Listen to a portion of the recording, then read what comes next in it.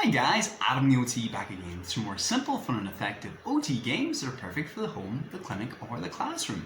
Don't forget, if you like these videos and want to stay updated, just click subscribe. Any videos you'd like to see, just let me know in the comments and I'll be delighted to do a video just for you.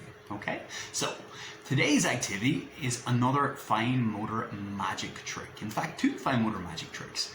There's a reason I love to do these with some of my older kids, because they're fantastic for developing in-hand manipulation and dexterity and grip control and modulation, all those other really foundational skills. But much more than that, they're brilliant for developing confidence. A lot of my kids who struggle with motor skills, especially those who are kind of like DCD, dyspraxia type preteens and teens, their confidence and their self-esteem is really affected by their awareness of what is difficult for them to do. They see their peers and their friends playing football or riding quickly and effortlessly, and they're hyper aware that this is a difficulty for them. With the magic tricks, even the simple silly ones, they're learning something. It's very good for developing kind of practice and tenacity and perseverance, because it takes quite a bit of practice to develop.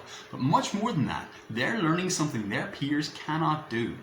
Their peers will be surprised and they'll get that reinforcement and feedback. You can see some of my guys, when they learn how to do, there's another trick I did called ninja hands. There's two today called the band escape and that's not possible, it's called.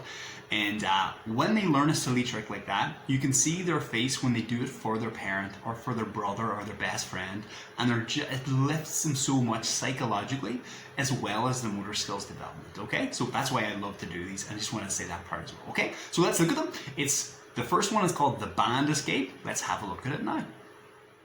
So for both of these magic tricks, the only thing you'll need is a rubber band. I use these skinny, brightly colored ones because they're easier to follow, the bright colors, and the skinnier ones, the little small guys, are easier to manipulate and control than the big thick bands, okay? The first one, called band rescue, I'm going to make the band jump through my thumb. Whoops. At the beginning, I'll do it like this. Let me show you. Okay, so we'll wrap the band around the thumb. Okie dokie, all wrapped up tight.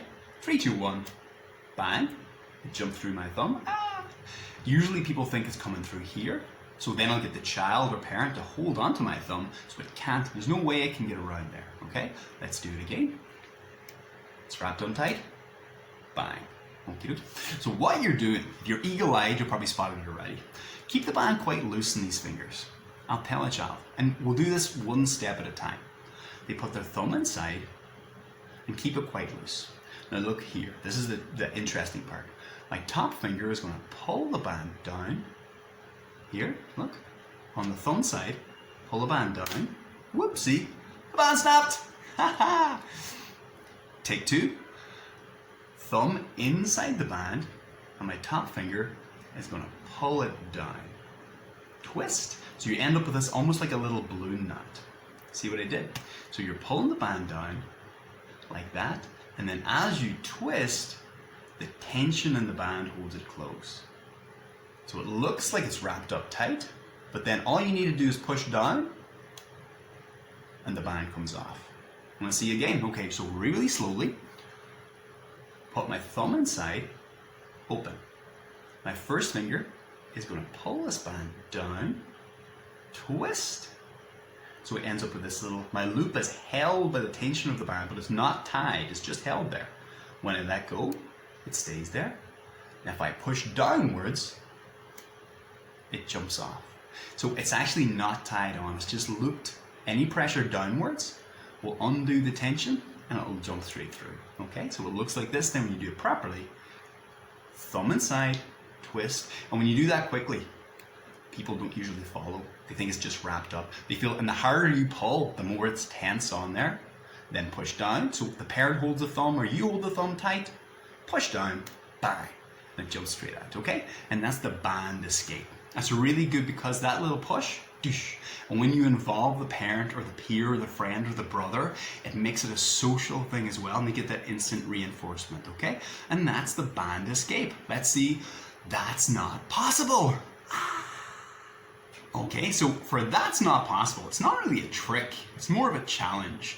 This is something sleight of hand magicians do to make themselves more dexterous, to improve their dexterity and control for card tricks and sleight of hand and things like that. The challenge is, I'm going to tell a young person to take a rubber band and they have to tie a knot in the band in one hand.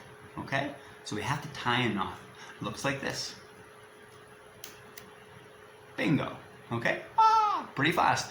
And the whole idea is then you say, that's not possible. You can't do that. You can't tie a knot in just one hand. Okay? So it looks like a really complicated motor act. If they don't see the steps, if you give that to one of their friends or their brother, they will not work it out. Then you teach them the steps and now they can do this really coordinated multi-step movement that their friends can't do. The lovely thing about it, especially for my kids who struggle with motor planning, you can teach in each individual step very simply. I'm going to move the camera into like first person view here so you guys can follow it a bit easier, okay? Let's have a look. Okie dokie. So when I'm teaching it in teletherapy, I'll normally use like a document camera like this, or move the camera around to this first person position. Okie dokie. So I'll take the band. You'll notice I have not very much distracting things in the background to make it as clear as possible. The young person's going to take the band, hold it between these two fingers. The thumb's going to pull it out, and that's the starting position, okay? So the 6 steps, we teach them one at a time, okay? So we'll speed it up again. This is what it looks fast from first person. 1, 2, 3, 4, 5, 6. All right, so very fast there. Let's see it slowed down now. Step 1. You have very clear landmarks, very clear verbal instructions. These fingers are 1, 2, 3, 4. I don't say like index or ring or anything like that because it's a little confusing for the child. Instead, finger number 1, first finger is going to go down and lift the bottom band like that to make this A shape. Okay, easy peasy. And even that alone, this is like finger gymnastics. There's brilliant dexterity and control things here. Okay, so number 1, beautiful. Step 1. Let's try step 1. Now step 2. This is the only tricky bit, to be honest. Step 2. Finger number 2 is going to duck underneath this fellow. Okay, so look, he comes under and pulls back. So you end up with this almost like a T shape. Alright, let's see that again. Under, pull. Easy peasy. Alright, from the start, slow motion. 1, lift, 2, pull, 3. I'm going to take my thumb out. Now do this all in super slow motion. Anytime the child gets lost, just go back to the start. My thumb jumped out. Okay, so let's go back again. You finished there in this T shape. Just let the band come over your thumb and escape. Easy peasy. Number 3, escape. 4, thumb comes under and lifts it off the ring finger, or finger number 3. And you're here, you're almost done. And the last one, the last step, finger number 2 just ducks down and rolls out. Let go, and you've got it. Okay, so you do the whole thing in super slow-mo. I've done it in like 20 minutes just doing these movements. Sometimes I've had kids who worked on this for like 4 weeks, but because they were really motivated to do it, it really taught them patience and control and tenacity and perseverance. And because they had it was a novel action. It wasn't something their friends could already do and just highlighted what they're not good at. It was a new strength, a new trick, a new superpower they could develop and then show off to their peers. Lovely. And then one of my kids, he's 13 now, dyspraxia, absolutely, or DCD, and now he is easily doing that.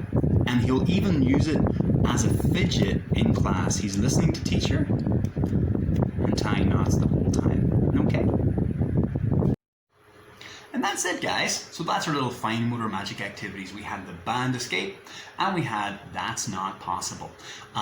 Brilliant activities, not only for the fine motor dexterous in-hand manipulation and all that good stuff, but also for teaching tenacity, perseverance, and patience, and developing the young person's self-esteem and confidence for doing something really cool that they have to work hard to, but then they get the reinforcement from their peers and anyone who watches them and is impressed by this cool thing that they know the secret for and the other person doesn't. Okay, that's it, guys. So as always, if you like these videos and want to stay updated, click subscribe. Any videos you'd like me to do, let me know and I'd love to do one just for you. But for this week, that's me, Adam the OT, the amazing Adam.